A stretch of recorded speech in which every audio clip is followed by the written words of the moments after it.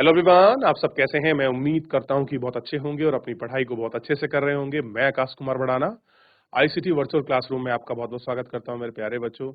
जैसा आपको पता है मेरे प्यारे बच्चों, बेसिकली हमारी आपका जो है मेरे प्यारे बच्चों 7th क्लास है और हम लोग 7th क्लास में देख रहे हैं हमारे अतीत सेकंड, और उसी में हम लोग आपका दिल्ली के जो सुल्तान हैं हम उनके विषय में पढ़ रहे थे। कुछ उनकी विशेष जानकारियों को, उपलब्धियों को इत्यादि को हम लोग देख रहे थे। तो देर न करते हुए सबसे पहले हम चलते हैं डिजिटल बोर्ड पर। किसी का डाउट क्वेरी होगा वहीं हम लोग लेंगे, ठीक है? देख लिया आप लोगों ने? तो कल हमने बहुत सारे चीजों को देखने का, जानने का प्रयास किया और एक एक करके उन सब चीजों को हमने देख लिया, किस प्रकार से क्या क्या चीजें होती हैं, किस किस प्रकार से हम इनको देख सकते हैं, बात कर सकते हैं। इनको क्लियर है? याद रहेगा यहाँ तक? कोई डाउट, कोई क्वेरी किसी प्रकार का आपका?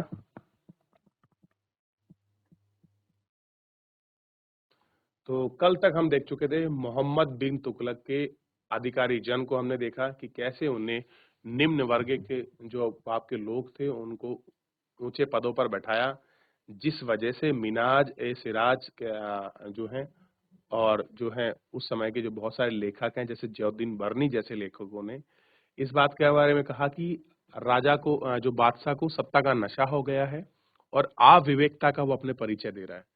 तो ऐसे बहुत सारी चीजों को उन्होंने अपने बारे में कहा और देखा। ठीक, एक बार देखिए।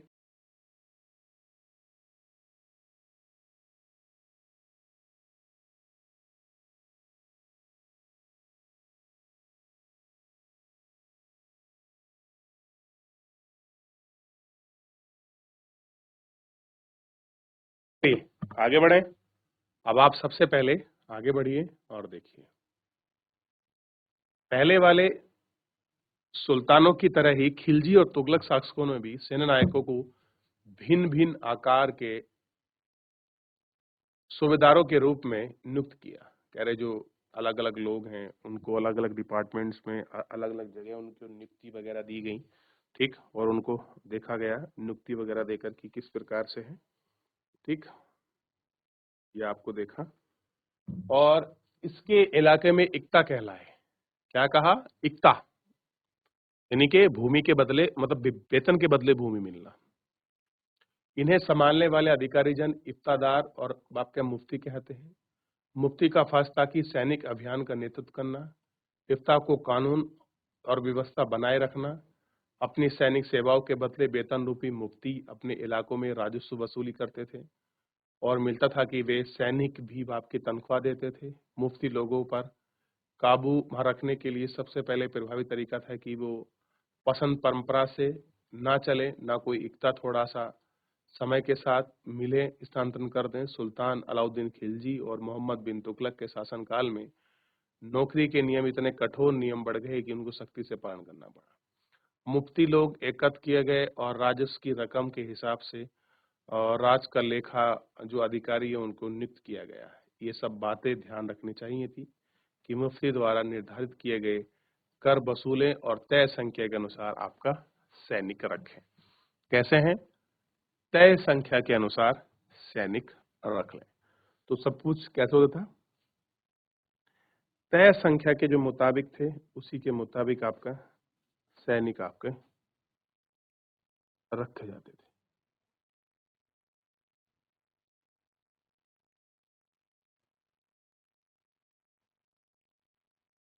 क्लियर है?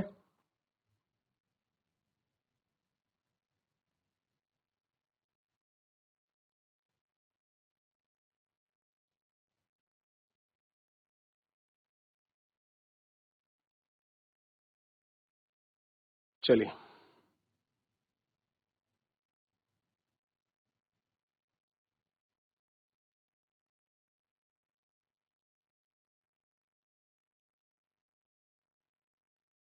आगे बढ़े।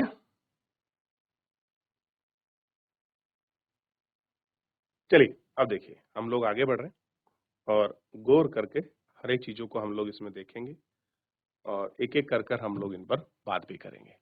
देखिए, जब दिल्ली के सुल्तान शहरों से दूर आंतरिक इलाकों को भी अपने अधिकार में ले लेंगे तो उन्हें भूमि के स्वामित्व सामंतों और अमीर जमींदारों को अपनी सत्ता के आगे झुकने के लिए बाध्य कर दिया। क्या कर दिया? कि जो अपनी सत्ता है उसके आगे झुकने के लिए बाध्य कर दिया। अलाउद्दीन खिलजी के शासनकाल में भू राजस्व के निर्धारण और वसूली के कार्य अपने राज्य नियंत्रण में ले लिया। अलाउद्दीन खिलजी ने क्या काम किया? जो भू राजस्व नियंत्रण था, जो भी वसूली हो रही थी, इन सबको अपने नियंत्रण में ले लिया। स्थानीय सामंतों से कर लाने का अधिकार छीन लिया और उन्हीं पर कर चुकाने को भी बाध्य किया। सुल्तानों के प्रशासकों ने जमीन की पैमाइश की और बड़े हिसाब से सावधानी रखी। कुछ पुराने सामंतों और जमींदारों का राजस्व निर्धारित कर वसूलने के रूप में सुल्तान की नौकरी लगाने और हर समय 3 तरह के कार्य थे। कृषि पर खराज कहा जाता था, किसानों का उपज लगभग 50% होता था, जो किसान है उनका जो खराज था वो था, और कृषि उपज का 50% होता था, और मवेशी और आपका घरों पर, इन सब चीजों पर ये चीजें हमको देखने। तो टैक्सेशन का क्या है? नया रूप आ रहा था।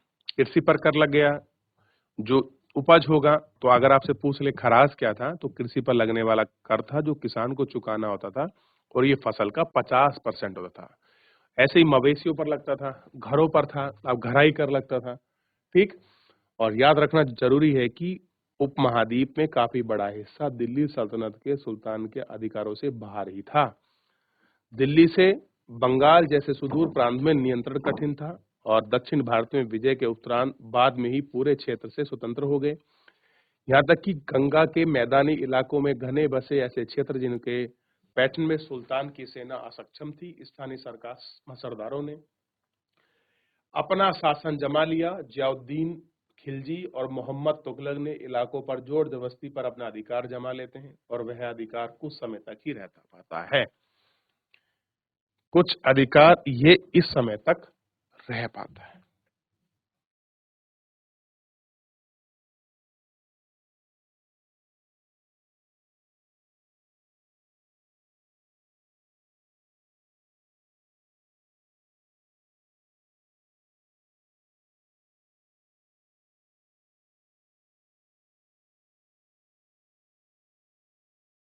बाद में पूरे क्षेत्र को फिर से स्वतंत्र हो गए। गंगा के मैदानी इलाकों में घने बसे ऐसे क्षेत्र जिनमें पैमाने पर सुल्तान की सेना असक्षम थी, सरदारों ने अपने शासन जमा लिया। अलाउद्दीन खिलजी और मोहम्मद तुगलक ने इन इलाकों में जोर जबरदस्ती अपना अधिकार कर लिया, और कुछ अधिकार ही समय के साथ रह पाते थे। कैसा है? कुछ ही अधिकार ऐसे हैं जो आपके समय के साथ रह पाए या समय के साथ ही हमको देखने के लिए मिले, उसके बाद वो अधिकार आपका नहीं रहे। तो ये हमको सारी चीजें हमको देखनी चाहिए, सोचना चाहिए। ठीक।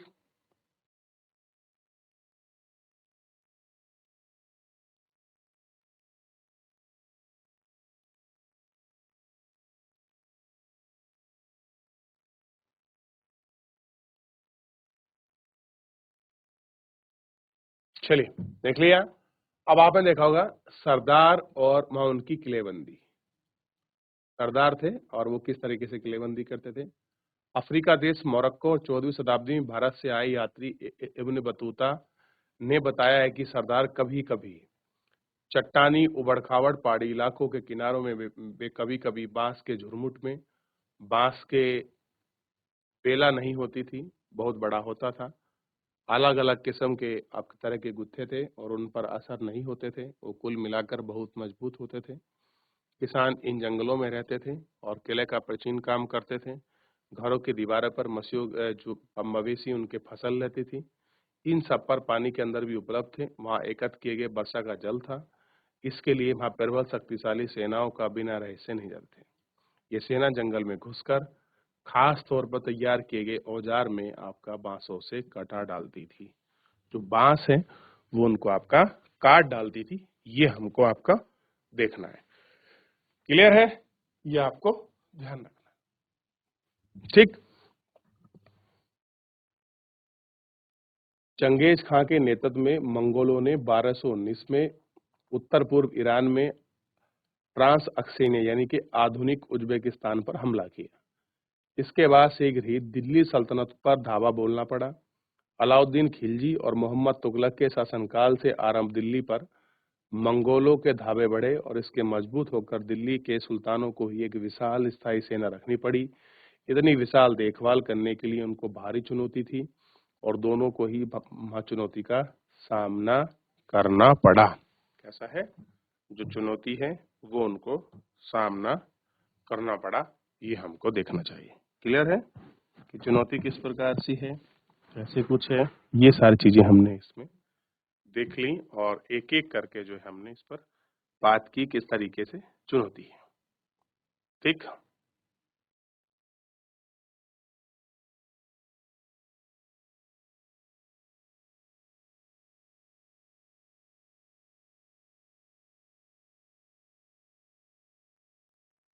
देख लिया।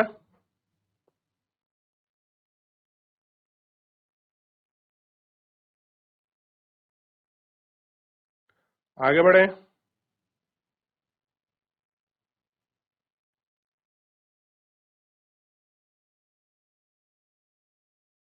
चलिए,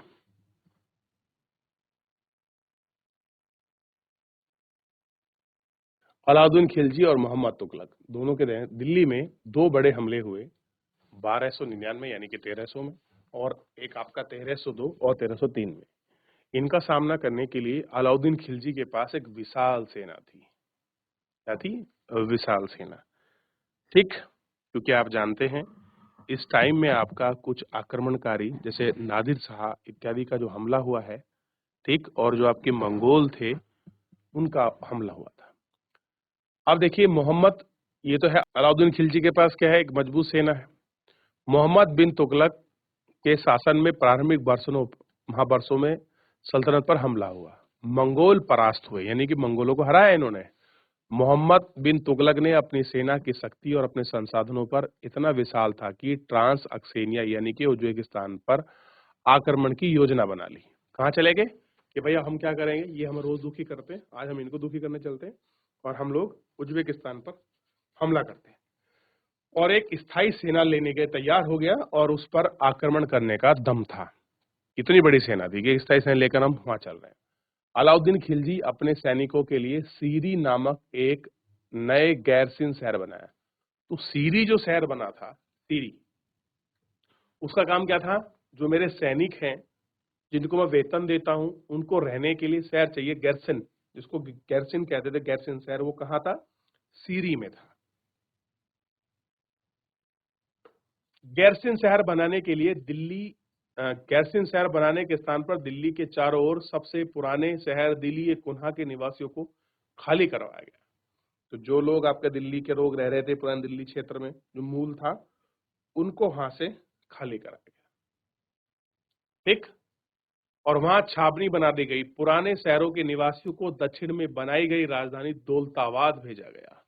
तो पुराने शहर के जो लोग निवासी जो वहां रह रहे थे उन्हें कहां भेजा, दौलताबाद भेज दिया। ठीक, और दौलताबाद पर कौन लोग आए, जहां पर नया गैरसिन बना, ठीक, जहां पर आपका पुराना शहर था दिल्ली कुन्हा, ठीक, उस जगह पर, यानी पुराने शहर को बोलते थे फारसी में दिल्ली कुन्हा। क्लियर है?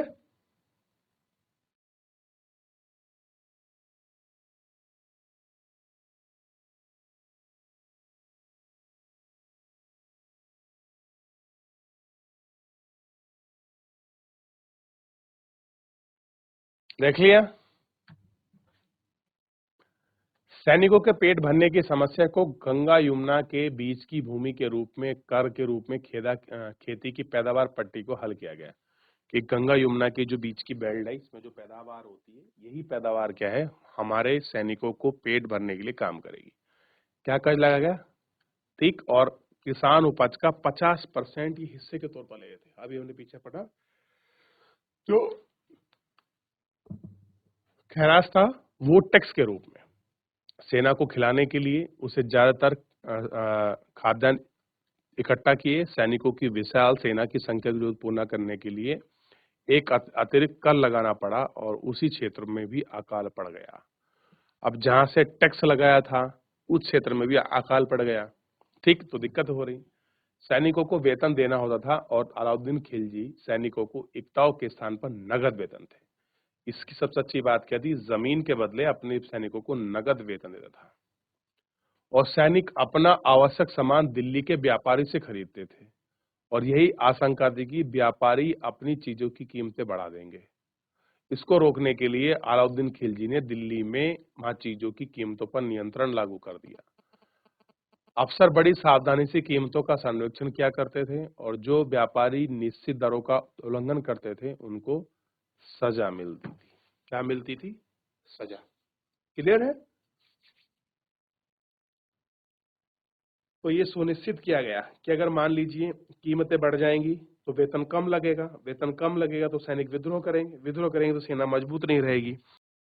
कम वेतन में भी उनका काम कैसे चले, तो उसके लिए उन्होंने बाजार की कीमतों का नियंत्रण किया। क्योंकि जो लोग सैनिक दिल्ली में रह रहे हैं वो अपना बाजार वगैरह दिल्ली से करेंगे। अगर दिल्ली में चीजें महंगी मिलेंगी, कीमतें ऊपर होंगी, तो क्या होगा? हमारे लिए समस्या पैदा होगी। इसलिए उसने बाजार नियंत्रण को लागू करने का प्रयास कराया। क्लियर है? ध्यान रहेगा।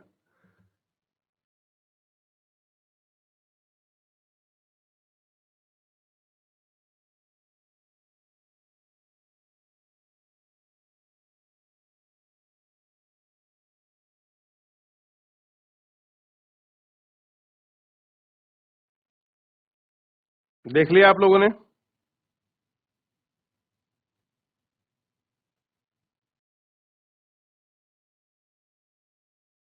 चलिए, ध्यान रहेगा इतना। आगे बढ़ते हैं। मोहम्मद तुगलक भी अपने सैनिकों को नगद वेतन दिया करता था। जो मोहम्मद बिन तुगलक था, इसने क्या दिया अपने सैनिकों को? नगद। लेकिन कीमतों पर नियंत्रण की जगह उसने कुछ आज की कागजी मुद्रा छापी। यानी कि उससे कीमत तो नियंत्रण नहीं हुई, लेकिन उसने क्या कर दिया? ये कागजी मुद्रा छाप दी, जिसको हम संकेतिक मुद्रा कहते हैं। ये धातुओं के सिक्के बने होते थे, सोने चांदी के ना होकर सस्ती धातु के। 14वीं शताब्दी के लोगों ने इस मुद्रा पर भरोसा नहीं किया था और वे बड़े चतुर थे। सोने चांदी के सिक्के के चक्कर में सिक्के को बेच कर रख लिया और तमाम इस टोकन मुद्रा से ही वापस चुकाते थे।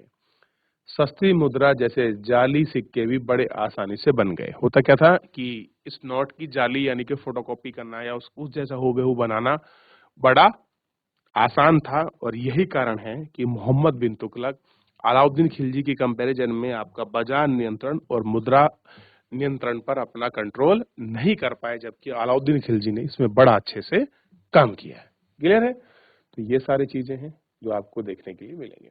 अलाउद्दीन के प्रशासकीय कदम काफी सफल रहे। इतिहासकारों ने कीमतों के और कमी और बाजार में वस्तुओं की कुशलता की आपूर्ति के शासनकाल में बहुत प्रशंसा की। कह रहे भाई कुछ भी कहो, शासक बहुत बढ़िया था। कीमतों को ऊपर नहीं जाने दिया, बाजार में कीमतों को नियंत्रण रखा। जो लाभ बनिए कमाते थे, व्यापारी कमाते थे, वो उनका बाप का सीमित कर दिया, ताकि किसानों को, लोगों को, सैनिकों को आम रूप से वो चीजें प्राप्त हो, आम वेतन में। ठीक।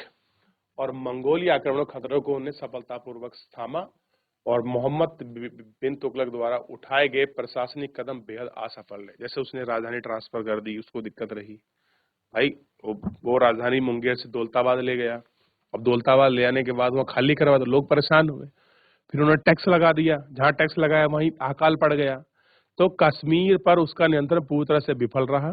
तो उसने तुरान पर हमला करने का इरादा छोड़ दिया, अपनी विशाल सेना को भंग कर दिया। इसके बीच प्रशासन संबंधी कदम उठाए गए, कई परेशानियां पैदा हो गई। दौलताबाद में ले जाने वाले लोग नाराज थे।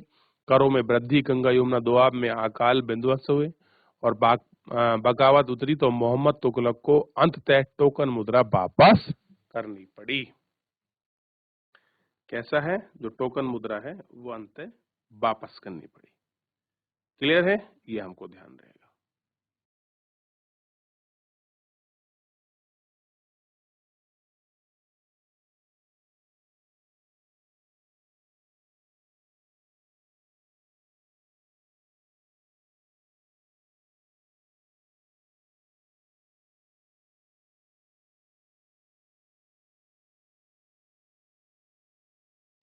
चलिए आगे बढ़ जाते हैं। तो इतना कदम आपको दिखाई दिया अलाउद्दीन खिलजी और मोहम्मद बिन तुगलक के बीच के शासनकाल में किस तरह की व्यवस्था रही, क्या क्या उन्होंने काम किए, कैसे किलाबंदी की, कैसे कैसे वो उसने खराज लिया।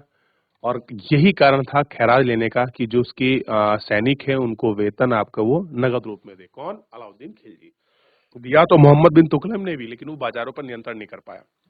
मान लीजिए वेतन 100 रुपए है और अगर तुम्हारी उपभोग की वस्तु 120 रुपए की आ रही तो वेतन कम रहेगा। लेकिन अगर वेतन 100 रुपए है और उपभोग की वस्तुएं 60 रुपए की आ रही हैं तो 40 रुपए आपका सेव हो जाएगा, तो आपको लगेगा कि मेरा वेतन अधिक है। तो इसीलिए उसने बाजार की कीमतों को नियंत्रण करने का प्रयास किया। किसने? अलाउद्दीन खिलजी ने 1300 के आसपास। 1302 1306 की स्थिति है, जबकि मोहम्मद बिन तुगलक ऐसा करने में असफल रहा। जबकि सबसे ज्यादा पढ़ा लिखा योग्य शासक था मोहम्मद बिन तुगलक और अलाउद्दीन खिलजी बिना पढ़ा लिखा शासक था। तो बहुत बार ऐसा हो जाता है कि जो व्यवहार परक चीजें हैं, तो ये तभी तो कहा गया है कि शासन चलाने के लिए जरूरी नहीं कि आदमी पढ़ा लिखा हो, उसका व्यवहार परक होना आवश्यक है। कैसा है? व्यवहार परक होना। तो ये सारी चीजों को इसमें बड़ा उम्मीद और इस तरह से चीजों को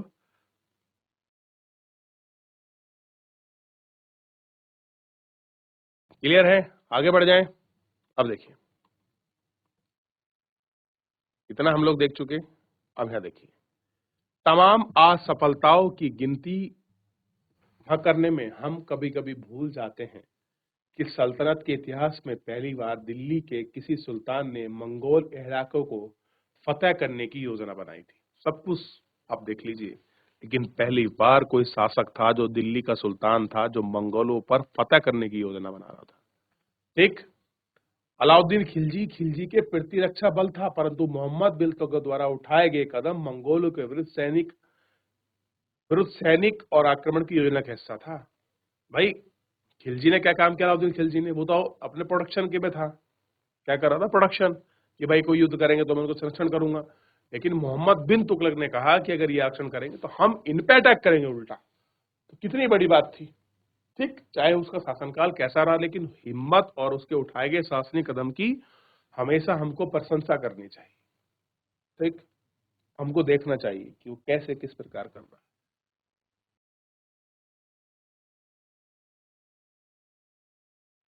देख लिया आप लोगों ने?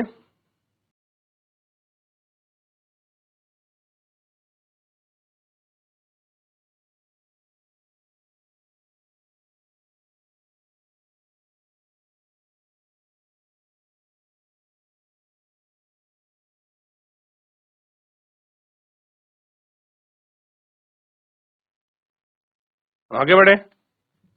अब देखिए, 15वीं और 16वीं शताब्दी में सल्तनत, तालिका वन को आप फिर से देखिए, और तुगलक वंश के बाद 1526 में दिल्ली और आगरा में सैयद और लोदी वंश का राज्य रहा। तुगलक वक्त समाप्त हुआ, पहले खिलजी आया, खिलजी के बाद तुगलक आए, और तुगलकों के बाद आपका कौन आए? सैयद, और सैयदों के बाद आए लोदी। तक जौनपुर, बंगाल, मालवा, गुजरात, राजस्थान और पूरे दक्षिण भारत के शासकों में उठ खड़े हुए। उनकी राजधानियां समृद्ध थीं, वे राज्य फल फूल रहे थे। जैसे जौनपुर का क्षेत्र है, यूपी वाला जो रीजन है वहाँ जौनपुर है, और बंगाल हो गया, बड़ा समृद्धशाली था। मालवा जो आपको गुजरात का जो आप मध्य प्रदेश का रीजन था, गुजरात और राजस्थान आप देखेंगे यहाँ पर राजपूत रियासत थी। और साउथ का जो आपका वारंगल, देवगिरी वाला जो आपका रीजन था, ये बड़े समृद्ध शासकों में इनकी तुलना होती थी। और कह रहे हैं जो इनकी राजधानियां थी वो कैसी थी? समृद्ध थी। क्लियर है? पैसा बहुत था, संसाधन बहुत थे, लोग, जनता, यहाँ के शासक बड़े ठीक थे। कह रहे इसी काल में अफगान और राजपूत नए सामाजिक समूह उभरे। दो वर्ग सामने निकल के आए इस टाइम में, एक आए अफगान और एक दूसरे निकले राजपूत शासक वर्ग, इसी समय उभरा है। क्लियर हुआ? कब? 15वीं और 16वीं शताब्दी के आसपास। कह रहे हैं कि इसी काल में स्थापित राज्यों में कुछ छोटे राज्य आपके शक्तिशाली थे, उनका शासन बहुत कुशल और व्यवस्थित तरीके से चल रहा था। शेरशाह सूर ने, हम इनको सूरी कहीं पढ़ते हैं, वास्तव में शेरशाह सूर हैं, 1540 से 45, यानी कि 5 साल ने बिहार में अपने चाचा के एक छोटे से इलाके का प्रबंधन के रूप में कार्य किया, और आगे चलकर उसने इतनी उन्नति की कि मुगल बादशाह हुमायूं को 1530 से लेकर 1540 और 1555 से लेकर 26 तक चुनौती दी। सोच के देखिए, 10 साल सिंहासन से अलग रखा, बाद में उसकी मृत्यु हो जाती है। शेरशाह ने दिल्ली के अधिकार कर स्वयं को अपना राजवंश स्थापित किया। देखिए, मुगल वंश के बीच एक वंश और आता है, सूरी वंश, शेर वंश। और यकीन मानिए जितना काम इस व्यक्ति ने 10 साल में किया है, शायद मुगलों ने इतना पूरे समय 200 वर्षों में भी किया हो।